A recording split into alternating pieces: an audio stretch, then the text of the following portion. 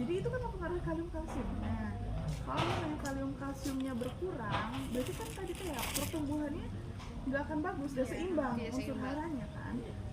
Jadi walaupun dia tanaman daun bukan berarti ya NW dibanyakin gitu, enggak juga, karena nanti akan pengaruh juga ke hama penyakitnya. Itu aja sih sebenarnya nitrogen. Nah kalau kekurangan nitrogen gejalanya kayak gimana? Kuning-kuning di daun tua, menguning. Nah tapi menguningnya tuh merata biasanya, kuning merata, bukan spot doang. Ya bukan spot di semua bagiannya gitu. Nah itu nitrogen. Nitrogen karena aku ada meeting lagi kita jam 2 sampai jam 3. Kenapa? Bentar lagi. Iya nggak apa-apa, nanti aja aku bisa nyusul meetingnya. Nah si nitrogen itu ada banyak banget jenisnya yang bisa diserap sama tanaman. Nah yang paling umum itu ada nitrat sama amonium. Apa sih bedanya? Bedanya tuh gini, kalau amonium dia bentuknya lebih kompleks amonium. Kalau nitrat dia bentuknya lebih sederhana. Nah amonium kalau ibaratnya amonium itu beras, nitrat itu nasi. Kita makan beras atau nasi? Nasi. Kita makan nasi. Jadi nitrat itu bentuk nitrogen yang langsung bisa dimakan. Kalau amonium beras untuk bisa dimakan tanaman harus dimasak kan. Kita kalau beras sampai jadi nasi harus diproses dulu. Ya, ada prosesnya. Nah itu amonium. Kalau misalnya kita ngasih pupuk amonium nggak ada nitratnya, untuk tanaman bisa menyerap itu perlu proses memasak sampai dia jadi nitrat, sampai dia dimakan sama tanaman. Nah proses memasak itu tuh kan butuh bantuan mikroba tanah. Itu tuh butuh juga apa namanya katalisator enzim gitu. Nah namanya itu urease enzimnya yang dipakai untuk mengkatalis itu. Di proses memasaknya itu tuh ada efek samping. Efek sampingnya apa? Mengasamkan tanah, mengasamkan media. Yaitu kenapa kalau kita ngasih pupuk tanah akan jadi asam, makanya kita juga harus menjaga pH-nya. Nah kenapa pH penting? Yang tadi, yang di pH cat tadi. Nah mengapa pH penting banget lagi? Ini 4 sampai 7. Berarti di sini adalah asam. Di sini basa. Ini tuh warna-warnanya mewakili si unsur hara. Nah, kita bisa melihat tuh kayak nitrogen, fosfat, kalium. Si asamnya makin kecil. Itu makin nggak ada. Kecil itu maksudnya Makin nggak ada. Nggak bisa menyerap. Nggak bisa diserap. Jadi ketika tanahnya 4 atau 5, walaupun kita kasih pupuk yang lengkap 12 nih udah gue masukin, tapi tanahnya kayak ini itu nggak akan keserap. Ini nggak ada, ini banyak, tapi malah makronya nggak ada yang pentingnya. Ya, yang penting kan makro. Itu yang butuh banyak. Banyaknya nggak ada gitu kan. Kita pindah lagi ke bawah. Saya di sini jarang sih kejadian yang pada nggak ada ya. Jadi kita bisa tahu pH yang optimal untuk tanaman bisa menyerap semua nutrisi ada di 6,5 sampai 7,5.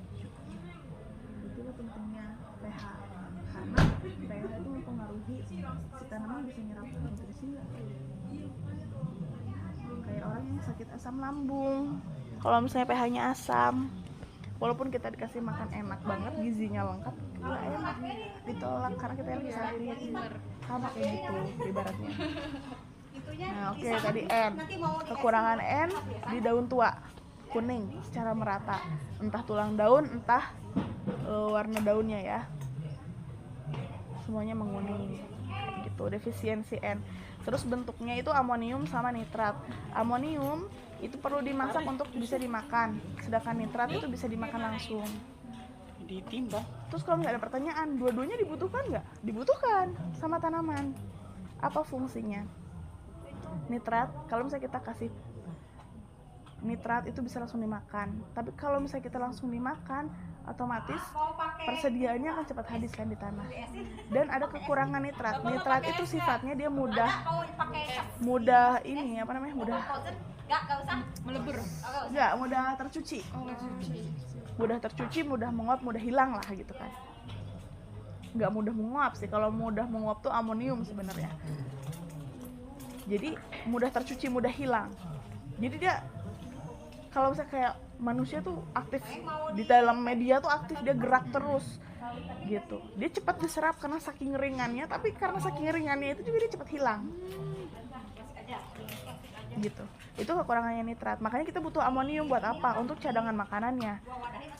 Ketika amonium ada di dalam tanah, itu juga bisa jadi cadangan makanan. Ketika nitrat yang diserapnya kurang, ya kita tinggal masak lah berasnya gitu. Kalau nasinya habis, terus kita masih lapar, tapi kita nggak punya beras, nggak bisa, kita tuh lapar, kurang makanan kita. Tapi kalau misalnya kita makan nasi masih kurang, misalnya nasinya karena kecuci gitu, ibaratnya karena hujan atau apa, kecuci gitu nitratnya, tapi ada beras, kita tinggal masak si berasnya untuk kita makan. Nah itu fungsinya amonium. Makanya pupuk yang baik ketika pupuk nitrogennya mengandung 2 jenis ini, dan presentasenya juga harus yang pas ya langsung dimakan sama cadangan makanan gitu. Itu nitrogen. Yang kedua ada fosfat. Wah ini mah bisa berapa SKS ini kayaknya Bang kalau dia udah Iya bener. seberapa SKS continue. Iya. Padahal mungkin nanti aku kepotong meeting dari jam 2 sampai jam 3 ya. Tersedia, ada yang tidak tersedia. Yang disebut tersedia itu berarti dia nutrisi yang bisa ada di dalam tanah dan bisa diserap oleh tanamannya. Ada juga yang tersedia. Misalnya tanah itu fosfatnya tinggi, tapi belum tentu dia tersedia untuk tanaman. Dia ada di tanah, tapi belum tentu fosfatnya bisa diserap. Kaliumnya ada, FeMn-nya ada, boronnya ada di tanah misalnya. Tapi tidak tersedia karena bentuknya itu bukan bentuk yang bisa diserap tanaman.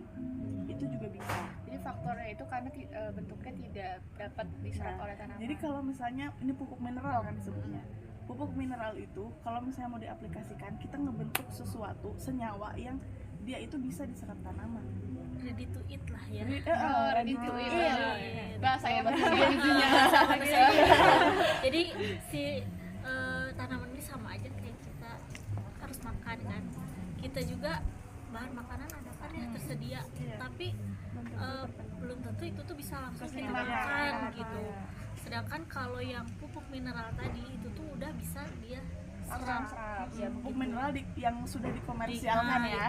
Itu tuh biasanya ngebentuk senyawa yang udah digabungin, itu tuh bisa diserap gitu, tersedia. Nah, kalau kaitannya tadi balik ke pertanyaan, pupuk mikro itu apakah tanaman bisa nyerap sendiri atau enggak di dalam tanah? Bisa jadi bisa. Bisa jadi di dalam tanahnya dia udah punya hara mikro yang udah mencukupi kebutuhan dia, makanya dia nggak ngasih gejala-gejala dia kekurangan hara mikro. Gejala umum hara mikro itu ya, kekurangan hara mikro itu gejala umumnya nih, dia banyak daun-daun muda yang terdampak lah, entah itu bercak, entah itu gosong, entah itu salah satu faktornya. entah itu menguning. Nah ya itu bisa kelihatan bahwa di tanah itu tuh gak ada unsur hara mikro tersedia untuk tanaman. Biasanya gejalanya di daun muda. Kalau unsur hara makro rata-rata gejalanya kekurangannya itu di daun tua gitu. Jadi bisa dibedakan kekurangan unsur hara. Kalau kejadiannya di daun muda itu biasanya hara mikro yang kurangnya. Daun muda tuh daun yang masih kecil. Daun muda tuh daun yang di pucuk yang yang atas. yang atas. Yang di bawah itu tua. Karena kan tanaman tumbuh. Daun pertama yang tumbuh, nanti daun kedua tumbuh, nanti ya itu yang pucuk-pucuknya. Yang makin lama makin atas. Ya. Nah, itulah daun muda. Nah, itu bisa dilihat. Bisa jadi dia udah cukup, tanahnya medianya sudah mencukupi si nutrisi hara mikronya, bisa jadi gitu. Jadi kita nggak perlu kasih tambahan. Cuman logikanya media nih, anggaplah tanah. Oke lah, tanah ini punya banyak unsur hara, tapi kan kita pakai tanamin terus kan, dipakai tanam dipanen hasilnya, dipanen lagi hasilnya, tapi kita nggak kasih nutrisi, itu kan nutrisi kita ambil terus. Kalau misalnya kita nggak nambah, itu akan habis atau enggak? Habis. Bisa jadi awalnya dia punya hara makro, hara mikro tersedia. Jadi makanya dibantu oleh pupuk biar dia dapat nutrisi kembali. Betul, karena ya tadi kunci utama kita nanam mau apa? Mau hasil produksi kan? Iya. Supaya dia bisa memproduksi, makanannya harus ada dong. Kalau misalnya makanan yang diambil terus tapi kita nggak ngasih, nggak bakal habis juga kan ya. Nggak akan menghasilkan. Itu juga bisa apa ya? Bisa mempengaruhi masa panen tanaman jadi panjang. Karena udah jago banget nih tanamannya bisa bertahun-tahun berbuah terus. Nah itu nggak semua orang bisa nge-maintain kayak gitu. Ada juga yang cuma setahun atau baru belum 2 tahun udah habis, nggak ada lagi bunganya, nggak ada lagi buahnya. Bisa jadi nggak semua orang bisa memaintain itu. Nah kuncinya produksi yang di makanan tadi itu kita harus pastikan makanannya terpenuhi atau enggak, yang si 12 tadi itu terpenuhi atau enggak. Berarti setiap tumbuhan wajib punya 12 unsur hara itu. Ya itu yang penting lah, Yang paling penting itu ya. sebenarnya ada unsur-unsur lain yang tadi salah satunya disebutkan ada klor. Ini nggak usah ini, yang dikasih gratis aja sama yang di atas ada apa gitu Pak? Karbon, oksigen, hidrogen, itu juga unsur hara penting. Kenapa nggak disebutin? Karena kita udah dikasih berlimpah-limpah nih. Hidrogen kita nyerap, oksigen ada nih kita. Masuk dari Karbon juga dia dapat. Dari hasil fotosintesis dia dapat karbon. Iya. Dia menyerap karbon, mengikat karbon kan. Iya. Udah ada nih di alam bebas, makanya nggak dimasukin. Ada juga unsur hara lain yang diperlukan sebenarnya, cuma nggak dibahas. Banyak sebenarnya, kayak salah satunya klor, silika, banyak. Tapi kita fokus ke sini dulu aja. Apalagi ya? Hara, makro, mikro udah. Terus fungsi ya, sama bentuk. Iya. Nah, bentuk yang diserap. Fungsinya tuh beda-beda. Dari makro prima dulu aja. NPK, nitrogen, fosfat, dan kalium. Dia tuh punya fungsi yang beda-beda. Nitrogen sendiri sebenarnya dia itu kunci utama untuk mengatur fotosintesis. Soalnya dia ngatur ini juga apa namanya? Yang pigmen hijau itu. Pigmen hijau. Makanya kenapa nitrogen itu perlu banyak? Karena dari masa kita dimulai ditanam sampai ke panen kan, N itu tetap dibutuhkan. Dia butuh energi, sumbernya juga dari N. Energi untuk bisa tumbuh, energi untuk bisa berbunga, energi untuk bisa apapun itu sumbernya dari N. Karena energi mereka kalau aku nih nanti buka lebih polifosfat namanya. Iya. Nah itu tuh kalau misalnya ada polifosfat, terus difosfat sama satu lagi PX10. Nah ini 3 jenis lah itu. Pokoknya bentuk-bentuk polifosfat lah. Nah itu yang umum diserap sama tanaman. Bentuk senyawanya aku nggak tahu kayak gimana. Tapi biasanya kalau di pupuk-pupuk komersial ditulisnya P2O2 aja. Tapi bentuk itu bisa beda-beda. Nah sedangkan di hara tuh kita punya tiga-tiganya gitu. Jadi jenis fosfatnya punya tiga-tiganya. Makanya penyerapan ke tanamannya juga bisa lebih optimal. Karena tadi syaratnya kan harus dekat sama akar. Nah jenis-jenis itu menentukan juga yang mana yang dekat, yang mana yang jauh. Nah yang kalau yang dekat itu apa? Terus PX10. oh PX10. PX10 itu cuman kayak hara sih dari Dia cara penyerapannya gitu agar dia mendekati akar gitu maksudnya.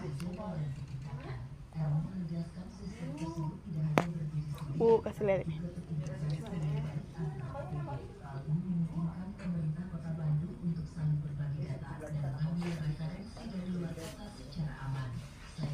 Pernah dengar yang namanya difusi osmosis? Nggak pernah dengar juga. Ini kimia. Tadi biologi, sekarang kimia. Biologi ya. SMA mah ada juga. Iya, difusi osmosis. Ini fosfat. Kata dia, orang ini peneliti ngomong bahwa fosfat itu 90% diserap oleh tanaman melalui difusi. Difusi itu perpindahan dari yang konsentrasinya tinggi ke konsentrasinya rendah. Terjadinya di apa? Di akar. Kita ngasih pupuk, itu akan larut pada akan disiram, akan diserap larut. Kiranya larut ke dalam di larutan tanah itu masuk ke akar. masuk ke dalam di tanah itu kan banyak akar. Iya, serabut-serabut. Serabut itu kan kemana-mana. Iya. Nah itu konsentrasi fosfat di dalam tanah, larutan tanah tinggi, sedangkan di dalam akar rendah. Maka terjadilah proses difusi, perpindahan dari yang konsentrasi tinggi ke konsentrasi rendah. Itu gimana dia bisa masuk? Jadi dia langsung gitu ya, Tuh. masuk dari Dia kan ini kita kasih larut kan, gabung ke dalam tanah, larut ke dalam tanah tuh, di larutan tanah itu, di larutan media lah. Iya. Itu kan akar tumbuh di mana-mana. Nah, Kan nanti kayak yang serabut-serabutnya terdekat, fosfat terdekat yang mengelilingi di sekitar akar itu, dia akan terserap. Terserapnya lewat apa? Difusi tadi.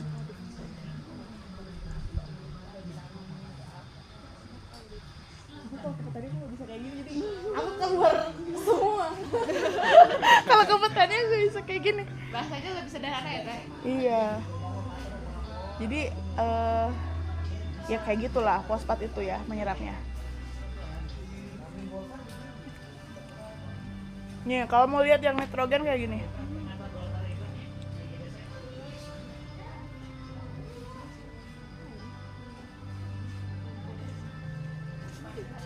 Nih. Kata si ini nitrogen itu 98% aliran massa. Aliran massa tuh kayak gimana?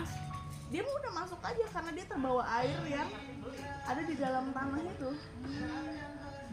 Makanya yang tadi aku bilang nitrogen mah gak mau diem. Iya, bergerak Kemana-mana karena ke bawah airnya dia keikut gitu. Dan itu kayak udah langsung terserap aja sama cairan akar gitu, masuk aja dia. Beda dengan tadi fosfat.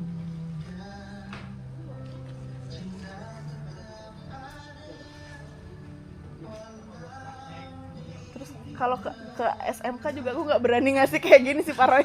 takut Emang ngerti ya tuh. teh cenah. Ini mah tipis-tipis lah.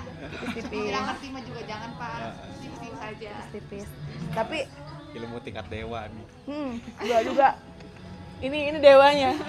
Saya juga belajar dari Pak Roy masa gitu, jangan gitu. Di atas saya masih ada Pak Roy.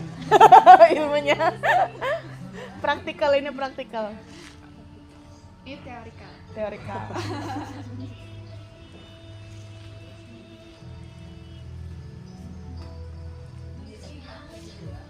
Apalagi ya?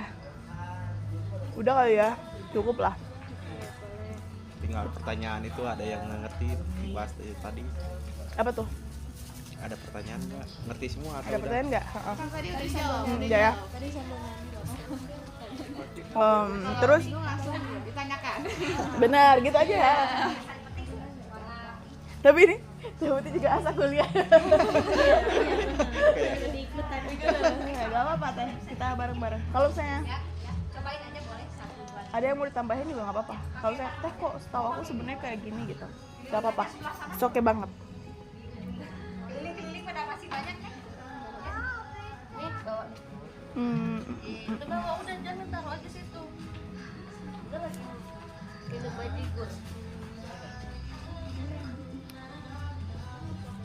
Oh iya sumbernya ya. Sebenarnya ada Sumber. pertanyaan Teh. Itu kan pupuk kayak unsur hara itu kan dibikin pupuk ya. Itu dari mana? Nah sumbernya. Iya, maksudnya diambil dari tanah kah, terus diuraikan kah, atau dari langit atau dari air gitu kan? Itu Kita sih. lihat pabriknya. Kayak dari mana gitu? Itu kan unsur hara kan kadang ada yang kecil ada yang besar kan. Itu dari mana? Beda. bahan bakunya tuh seperti apa? Good question. Karena kan kita datangnya udah langsung udah kayak pil-pil gitu kan, kecil-kecil bulat-bulat. Peril itu namanya. Itu tuh namanya peril. Bentuknya, jadi bentuk pupuk tuh nanti beda-beda lah. Ada kristal yang bulat-bulat kecil-kecil itu namanya peril. Nah, oke aku jawab. NPK aja dulu lah ya. Tadi baru sampai P sih, tapi kita bahas dari N-nya. Dari mana sih dibikinnya sebenarnya? Ayo dari sana. Sumbernya dari mana gitu? Sumbernya dari mana? Sudah nggak jauh-jauh, kayak oksigen, karbon, hidrogen, N. Ayo dari bisa nebak gimana? Tebak. Mana? Dekat dengan kita. Apa nih? Udara. Udara. Oksigen. Udara kita tuh nggak cuma ngandung oksigen. Iya, kan emang banyak kan. Cuma itu gimana cara disaring? Apa diuapkan? Nah. Iya, ditarik pakai alat mesin atau Betul, ada alatnya. Sebenarnya secara alami ada bakteri. Pernah dengar nama bakteri Nitrobacter, Nitrosomonas, Nitrosococcus? Jarang. Nitro jarang kalau gitu. Jadi sebenarnya ya ini juga sih guys, soalnya jadi bagian agama sekarang. Jadi dalam penciptaan bumi itu sebenarnya kan kita juga makhluk pertama yang ada di bumi ini kan mikroba. Salah satunya yang bisa bikin bumi tanah ya jadi subur dan lain semacamnya, salah satunya adalah bakteri. Itu ada bakteri yang bisa memfiksasi nitrogen dari udara, menangkap fiksasi ya, menangkap nitrogen. Itu Nitrobacter, Nitrosomonas, Nitrosococcus. Sebenarnya yang nangkapnya mah Nitrobacter, tapi Nitrosomonas sama Nitrosococcus itu yang membentuk si nitrogen yang ditangkap tadi bisa jadi terserap di tanah dan tanah yang subur. Jadi dia dari atas ke bawah. Ke bawah, ke tanah. Di mana sih adanya bakteri itu? Di dalam tanah. Bakteri itu ada di dalam tanah, di dalam perakaran, utamanya kacang-kacangan. Pernah dengar gak kalau kita nanam kacang dulu di dalam lahan, tanahnya akan lebih subur? Pernah sepintas, selewat kan? sepintas Ada yang namanya LCC, Legume Cover Crop. Legume cover crop. Kacang-kacangan itu kan leguminase kan. Nah, legume cover crop. Ada beberapa perkebunan yang sebelum ditanami tanaman yang tahunan kayak sawit atau karet, itu di antara tanamannya ditanamin dulu kacang-kacangan biasanya. Kacang-kacang liar gitu gak apa-apa. Pokoknya kelompok leguminase aja. Kenapa? Karena dia untuk menyuburkan dulu tanahnya. Tapi disebut menyuburkan dulu tanah itu sebenarnya untuk memfiksasi si nitrogen yang di udara. Jadi Nitrobacter adalah bakteri yang sangat bergantung sama udara. Dia itu bakteri yang mati kalau nggak ada udara. Bakteri aerob namanya. Aerobik. Dia butuh udara. Kenapa? Karena di hidupnya dia harus memfiksasi Iya, karena kan dia membutuhkan oksigen untuk hidup. Selain dia memfiksasi oksigen, dia juga ngambil si nitrogen. Dia ngelepasin oksigennya dia pakai untuk hidup, nitrogennya dia lepas ke dalam tanah. Nah, si nitrogen yang ditangkap itu bentuknya N2. Nitrogen bebas. Iya. Itu bentuknya N2. N2 ini supaya bisa diserap sama tanaman harus diubah tuh, dimasak juga. Jadi apa? Yang tadi nitrat. Nah, yang ngubah N2 ke nitrat itu ada bakterinya juga. Namanya Nitrosomonas sama Nitrosococcus. Jadi sebenarnya sumber nitrogen dari mana? Dari udara. Kalau ditanya pabrik pupuk bikinnya kayak gimana? Kita nangkep pakai suatu mesin yang memang aku nggak tahu gimana bikinnya atau gimana ya. Tapi dia itu memang punya fungsi untuk memfiksasi. Jadi dia hanya menangkap lalu memproses, disimpan. Diendapkan apa Diendapkan. Oh, diendapkan nanti kayak itu nanti baru keluar gitu. Iya. Dia bentuknya gas tadinya. Oh, gas. Jadi kayak ada tabung-tabung besar kayak tabungnya tuh besar banget, tinggi, besar. Nanti dia akan memfiksasi dan masuk. Jadi di dalam tabung itu bentuknya gas. Nanti ketika mau dibikin pupuk dia akan digabung diberi tekanan tinggi lain macem sampai ke bentuk suatu butiran. Oh, berarti dia proses akhirnya itu menjadi butiran. Iya, priol yang tadi itu tuh sebenarnya itu tuh bentuknya semuanya gas. Bentuknya dijadiin gas. Nah, nanti digabung sama bahan utamanya dari fosfat, dari kalium, segala macam, pokoknya proses pabrikan lah ya. Yang aku pun belum pernah lihat sebenarnya kayak gimana. Tapi nanti tuh digabung, ada yang dikasih apa, dan aku nggak tahu gimana mereka mengcombine sampai nanti tuh yang bentuk gas, yang bentuk batuan, yang bentuk cairan akan menjadi satu, dibungkus di satu butiran. Ada alatnya, ada mesinnya, makanya disebut pupuk priol. NPK itu tuh udah ada gitu di dalam satu butir itu. Tapi bentuk yang ditangkapnya gas. Kalau nitrogen. Oke. Tapi cara mengolahnya gimana aku nggak tahu. Yang kedua adalah fosfat ya.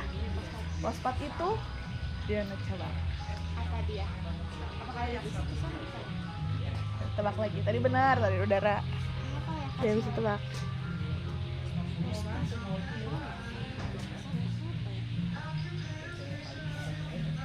Ada di dalam tanah tapi khusus gitu, maksudnya tempat khusus. Datarannya Dataran tinggi. gunung, batuan, Dari tanah atau dari batu? batuan. Batu yang ada di gunung. Itu berarti mengandung Fosfat. Sedimen tanah, batuan gunung, itu tuh rock fosfat namanya, batuan. Jadi kalau gitu dikerik batunya apa gimana? Enggak dong. Ditambang, nanti diproses. Tapi bentuk fosfat yang di dalam tanah itu sebenarnya bukan produk utamanya, itu bukan fosfat, tapi kalsium. Kalsium di fosfat, batuan tanah, rock fosfat. Berarti suatu kesatuan. Kalsium fosfat itu satu sumbernya. Makanya ada gunung kapur dengan tambangan kapur. Sebenarnya itu juga mengandung fosfat, tapi fosfatnya nggak bisa dipakai untuk tanaman. Kalau misalnya dia nggak diolah atau ngolahnya nggak bisa. Yang putih itu kan kapurnya. Batu kapur, batuan kapur gitu. Itu dari situ kayak gitu-gitu. Itu tuh juga mengandung fosfat. Gitu. Nanti diekstraksi lah segala macam. Diambil fosfatnya, dipisahin sama kalsiumnya. Makanya pembentukan NPK itu ada efeknya, ada apa ya? Ada hasil sampingannya. Hasil sampingannya apa? Pupuk kalsium. Berarti dari proses itu hasilnya kalsium. Ya, nitrofosfat disebutnya. Nanti tuh kan N akan digabungin sama si P, ngebentuk nitrofosfat. Yang tadinya bentuknya kalsium di fosfat. Kalsiumnya dibuang, fosfatnya sama nitrogen. Kalsium di fosfat. Di-combine, dimasukin. Jadi nitrofosfat. Nitrogen fosfat. Kalsiumnya jadi produk sampingan. Dipisah. Cuman prosesnya aku nggak tahu pakai alat apa, tapi secara kimianya kayak gitu ya. Jadi NP kan, nah, itu tinggal ditambah K, nitrofosfat NPK, makanya jadi pupuk NPK. Gitu. Kalium sumbernya dari mana? Udara, gunung. Satu lagi yang belum kesebut. Makasih banyak ya. Tanah. Air. Airnya sungai. Garam lautan. Garam laut. Itu kalium. Kalium ya. Kalium, iodium. Garam Berarti laut. itu diuap dari air. Ya itu dari garam laut, ya dasar laut gitu ya. Aku juga nggak tahu gimana cara mereka ngambilnya, ditambangnya kayak gimana, nggak ngerti. Tapi nanti akan diproses bentukannya. Jadi garam sih. Dari garam kristal Bentuk garam berarti ya. kristal.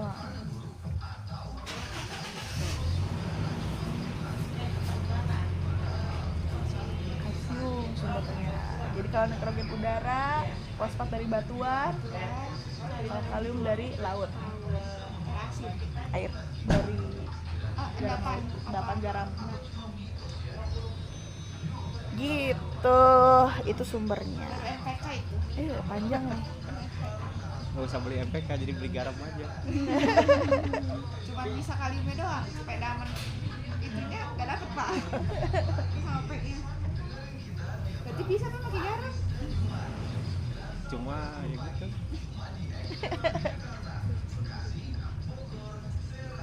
Ntar bisa dipraktekin apa? Yang satu pakai garam, yang satu pakai MPK. Kalau penasaran, tambah penasaran.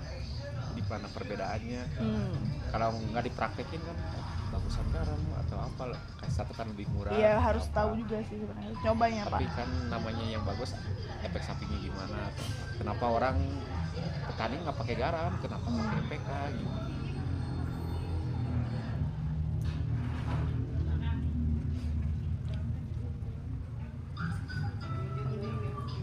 Oke, tadi P ya.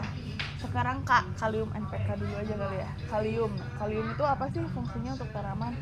Kalium itu sama juga, dia berpengaruh penting karena dia mengatur apa aku bilangnya ya, transfer air. Kayak regulasi air di dalam tanaman itu. Jadi kalium yang ngatur. Lawan air. Iya, kayak perionan dan lain macem. Cairan dalam tanaman ngaturnya harus di kemana, siapa yang butuh, harus lari kemana, ke bunga, ke buah kah, atau ke batang. Pokoknya semua pengaturan air itu diatur oleh kalium. Berarti itu pengatur kemana jalannya air. Betul. Irigasi. Irigasi berarti ya. Tuh yang pertanyaan kalian ini bisa dijawab di sini nih. Apa yang kenapa bisa manis itu tuh nyambung. Gitu. Kalium. Jadi kalium itu dia mengatur regulasi zat-zat ion-ion, kandungan-kandungan di dalam tanaman. Kalau misalnya nanti kaitan sama kemanisan, nah ini juga nanti ada kaitannya di sini. Karena dia tuh ibaratnya tukang ngangkut. Bawa ke sini, bawa ke sana, bawa ke sini, bawa ke sana. Selain itu juga dia apa sih yang bisa kelihatan tuh yang berperan di dalam tubuh tanamannya secara figur gitu ya. Itu biasanya ke bunga. Jadi itu buah. Bunga dan buah. Jadi dia memang di dalam tumbuhan itu akan fokus ke dalam pembentukan bunga, ke dalam pembentukan buah.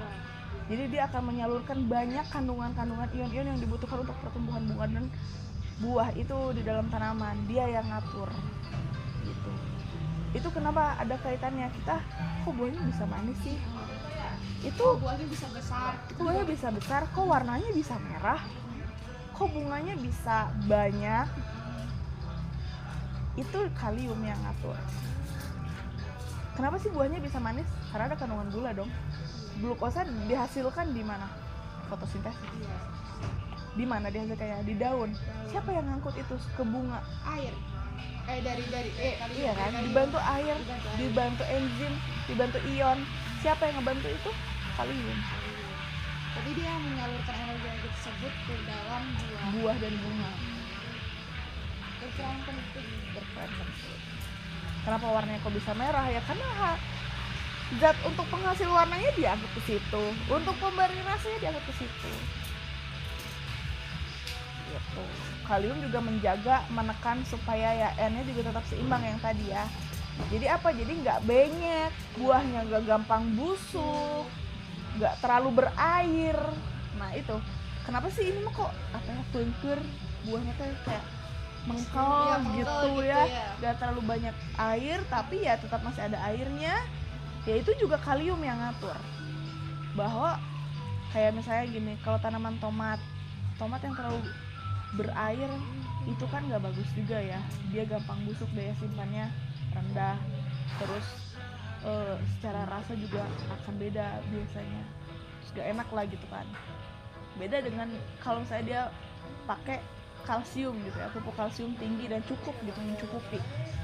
Karena gini, kalau misalnya dihitung sebenarnya kebutuhan dari 12 itu yang paling besar itu tuh N dan K. Kayaknya Kalium. N dan K. Nitrogen dan kalium. Kalau misalnya dikalkulatorin gitu ya, dihitung satu-satu kebutuhan terbesar itu paling berpotensi gitu ya. Ya kalau berpotensi apa? Maksudnya berpotensi untuk meningkat pertumbuhan gitu. Enggak, jadi secara kebutuhan angka gitu. Kalau misalnya kayak butuh berapa kilo, itu kalau misalnya targetnya hasil panen, contoh dalam 1 hektar ada 20.000 tanaman tomat, contoh si tomatnya pengen menghasilkan 40 ton. Nah itu kita harus hitung kan, berapa sih kebutuhan nutrisinya. Nah kalau misalnya dihitung, itu kebutuhan yang akan tertinggi nanti keluarnya itu ada di N dan di K, di nitrogen dan kalium, di semua tumbuhan kayak gitu. Kalau misalnya kita mau ngitung kebutuhan tanaman, yang tertinggi itu biasanya nitrogen dan kalium. Nitrogennya tadi itu kan fungsinya, kalium ya ini yang tadi untuk mengatur air. Makanya si buah tomat yang kaliumnya juga cukup, dia airnya nggak akan terlalu berair, menebalkan daging buah. Kalau misalnya ditebalkan daging buah airnya berkurang, secara bobot gimana? Lebih berat, walaupun dia kecil. Itu juga tebal dagingnya, bukan airnya. Karena air itu sifatnya gampang menguap. Tanaman butuh bernafas, ada yang namanya transpirasi. Jadi walaupun dia berair dia kan cepat menguap juga, nanti ringan juga karena dagingnya kan udah enggak tipis. Itu. Jadi yang ngatur ketebalan buah, warna rasa buah, jumlah bunga itu kalium. Gejala kekurangan kalium kayak gimana? Gejala kekurangan kalium itu ada di daun tua juga. Gejalanya kayak seperti terbakar di pinggiran daun. Ini kan kuning ya. Ini kekurangan kalium. Ada yang kayak kuning-kuning tapi bawah ujungnya tuh kan hitam kuning juga. Nah itu berarti udah kebakar. Itu berarti udah kebakar. Itu kelebihan ya apa kekurangan tadi? Itu kekurangan. Tapi toksik pun mirip bentuknya kayak gitu. Cuman kalau toksik biasanya lebih lebar areanya, nggak cuma di pinggir sama luas. Jadi ke dalam gitu ya. Kalau kekurangan pinggirnya doang. Kalau misalnya kebanyakan ke dalam. Iya biasanya gitu. Kalau nggak ada bercak-bercak, titik-titik kebakar itu juga bisa. Itu kalium.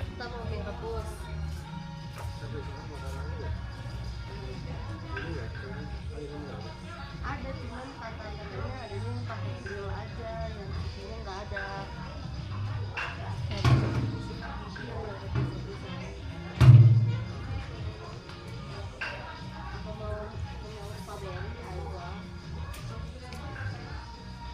Ini juga kalium juga sama ya, 78% dia serapnya melalui difusi. Jadi kan pertukaran yang tadi konsentrasi.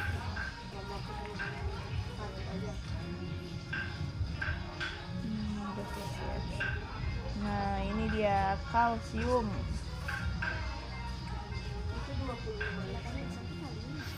Berapa? 78% itu tuh kalium diserap kebanyakan itu oleh tanaman melalui difusi. Iya. Oke, nah kalium juga banyak tuh jenisnya yang diserap sama tanaman. Kan biasanya kalau misalnya di pupuk-pupuk komersial ditulisnya K2O, kalium oksida.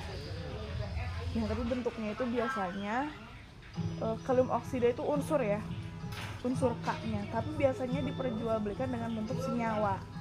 Senyawanya yang umum apa? Ada KCl, kalium klorida, ada KSO, kalium sulfat. Nah ini kan punya 2 unsur hara juga ya, ada sulfat nih. Sulfat hara makro sekunder. Nah inilah yang terbaik untuk tanaman dibandingkan dengan KCl. Sebenarnya dua-duanya baik, bisa digunakan juga, cuman tergantung tanamannya. Karena ada beberapa tanaman yang sensitif terhadap klor. Ada yang sensitif aja, ada yang sensitif banget. Sensitif banget tuh kayak, oh gak bisa sama sekali pokoknya ada klor. Ada yang sensitif aja gak apa-apa ada klor, tapi di jumlah tertentu dia gak bisa mentoleransi. Enggak. Nah strawberry itu masuknya ke yang sensitif. Kalau yang agak sensitif itu ada di selada, bawang merah, itu agak sensitif terhadap klor. nggak itu agak sensitif kan, ada sensitif banget, sensitif itu yang nggak bisa sama sekali ada walaupun cuma berapa persen, 0,1% misalnya nggak bisa. Kalau yang sensitif itu ada tingkatannya, tapi aku nggak tahu ya maksudnya tingkatannya berapa persen klor di dalam tanah itu bisa ditoleransi, tapi kalau lebih dari itu dia nggak bisa, jadi toksik. Ada yang agak sensitif berarti toleransinya agak naik lagi nih. Oh berarti ya Gitu, agak naik saya lagi. 1 atau 2%. Iya, misalnya ada berapa persen gitu. Jadi kalau misalnya lebih dari segitu, dari batasnya dia baru toksik gitu. Nah, stroberi masuknya ke sensitif. Bukan yang sensitif banget, tapi Dia sensitif. bisa cuman skalanya kecil. Iya, persentasenya aku nggak tahu ya, harus ada mungkin. Pak Roy tahu mungkin kandungan klor maksimal di strawberry. Kalau ini benar-benar 0% sih, kita nggak berani. Kita nggak berani tuh, Pak Roy malah menjaga itu gitu. Takutnya ya gitu, menurut teori nggak tahu prakteknya. Prakteknya benar. Nah, ya udah kita jaga aja. Sama sih. sekali nol ya. Iya, cari yang nol. Karena kan kita juga nggak bisa mastiin penyangganya berapa persen. Emang kita tahu yang ada di dalam tanah juga ada klornya atau enggak gitu, misalnya ada di dalam media. Jadi better menjagalah ya. Kalau di tanah udah ada ditambahin malah jadi yang sensitif. Ya gitu. Itu. Kayak itu apa? Garam itu klornya tinggi. Nah, kalium. Nah, itu yang tadi balik lagi. Kenapa kan pupuk pakai garam bisa, katanya kan itu kalium. Memang, tapi KCl, kalium klorida. Kandung kloridanya lumayan tinggi. Jadi nggak bisa untuk strawberry karena strawberry sensitif. Ya, nanti dicoba. Berarti nggak bisa dicoba Bisa, dong. cuma jangan berlebihan. Iya. Sebulan sekali dikit nggak apa-apa. Ya kalau misalnya amannya mah mending nggak ngambil resiko sama sekali untuk kesana kan. Kayak gitu. Nah itu KCl. Kalau KSO dia memang nggak ada efek samping ya, karena hampir semua tanaman nggak ada yang nggak suka sulfur gitu. Jadi karena justru itu bagus gitu untuk tanamannya, karena dia sendiri dibutuhkan banyak, lumayan banyak gitu untuk tanaman. Jadi KSO itu adalah bentuk yang bagus untuk diserap tanaman tanpa ada efek samping. Selain klor itu juga apa ya namanya? Selain klor juga sensitif gitu ya, nggak cocok ke beberapa tanaman, dia juga lebih bisa mengasamkan tanah. Dia bawa salinitas tinggi. Oh, kalau kita taburkan klor bisa jadi tanahnya nggak jadi asam. Iya, kalau misalnya nggak asam pun salinitas banyak endapan putih-putih kayak kapur gitu, terlalu tinggi tuh biasanya. Kalau misalnya banyak endapan kayak gitu, biasanya tanah udah susah tuh nyerap unsur hara lainnya. Jadi kayak ibaratnya di dalam tanah tuh ada batuan gitu, Oh, jadi kayak ada lapisan. sedimen gitu, ada lapisan-lapisan. Gak nyerap gitu. Nggak nyerap. Kalau jadi cuma di atasnya doang. Iya, itu kalau kandungan Cl-nya udah terlalu tinggi banget, tapi jarang kejadian sih. Karena biasanya juga pemberian pupuk KCl kan juga ada ini ya, ada dosisnya gitu. Jarang kejadian sih. Cuman untuk tanaman-tanaman yang masuk ke sensitif banget sampai agak sensitif, biasanya kita nggak merekomendasikan ada Cl. Kita tetap pakainya KSO. Itu kenapa Pak Roy pakainya hidrokompleks ya, Yara kompleks. Karena kompleks itu dia semuanya KSO, nggak ada KCl-nya. Kalau produk lain masih ada KCl. Kalau itu kan kalau produk itu kan udah ada campurannya kan kayak itu, jadi tinggal apa sih komposisinya tuh udah diatur dari sana, jadi kita cuma yang menuangkan sekian persennya doang. Kan kalau itu kan udah ada terikat berapa unsur hara, itu sudah disesuaikan kan maksudnya. Sudah disesuaikan, jadi kita tinggal ikutin dosisnya aja nanti. Nah, berapa gram, berapa mililiter per tanaman gitu aja. Kalau misalnya disiram kayak pupuk kayak cabai, kayak tomat disiram misalnya satu pohon 200 ml aja. Dari larutannya kita pakai 200 liter biasanya untuk airnya. Untuk 1000 tanaman itu kita pakai 5 kg pupuk NPK. Terus dicampur, Dilarutin ke 200 liter air. Berarti kan untuk satu tanamannya 200 ml gitu kebutuhannya. itu yang pakai gini bukan sih? Enggak disiram. Aja. Kirain yang pakai gini Kalau itu disemprot. Kalau ditabur mungkin ada di sekitar 2 gram sampai 5 gram per pohon. Kenapa yang lebih banyak di air? Air kan 200 mili. Gak lebih banyak juga. Ya kecil sih sebenarnya. 200 mili sama itu kan 2 gram. Kan hitungnya 5 kilo balik. Untuk 1000 tanaman 5 kilo itu 5.000 gram dibagi 1.000. 5 gram Sama aja berarti. sama aja. Jadi kalau pupuk kayak gitu juga sebenarnya bisa dilarutin ya. Bisa. Tapi gitu jatuhinnya yang ini kan lebih enak kalau itu di Kalau untuk strawberry better tabur aja. Karena kalau dilarutkan itu lebih cepat tercuci ya, hilang. oh ya jadi hilang. Gitu. Itu kalau kan air juga melebur. Itu kayak enggak. Hmm?